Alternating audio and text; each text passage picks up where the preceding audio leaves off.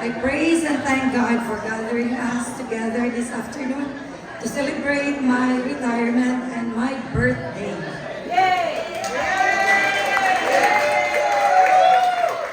And thank you all for coming despite your busy schedule with the holidays. You spend time with me.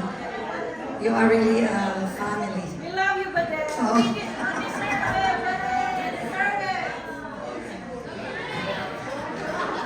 I really appreciate your coming, and it's really a December to remember. And especially those who came all the way from California.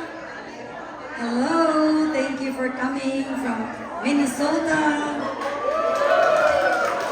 Those are driving all the way from Maryland and New York.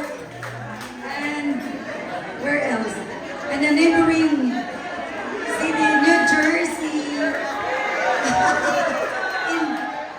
from Union, and Livingston. Thank you so much. Edison, thank you, Edison. And from Princeton, thank you. And for those who helped plan for this party, superheaded by Rose and Alex, and with our assistant Lulu, our energetic MC Lida, forever young and beautiful. And thank you very much to Brother Joey for spilling out my secrets. And to our DJ Ray, thank you so much, Ray, for making the party alive.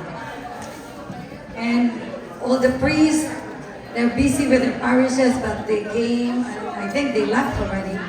Thank you so much. And also for those who are not able to come, also thank you. I know their thoughts are with us today.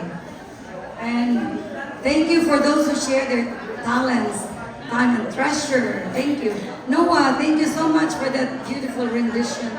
And my butler, Raphael, and Austin, also Austin. Thank you so much for that beautiful song. And what else? And for the management of Galloping Hill Caterers, thank you so much for Mr. D and all the waiters for serving us delicious food. Thank you so much.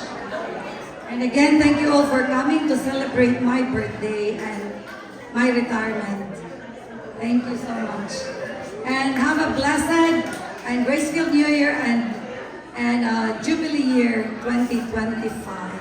God bless us all. Thank you.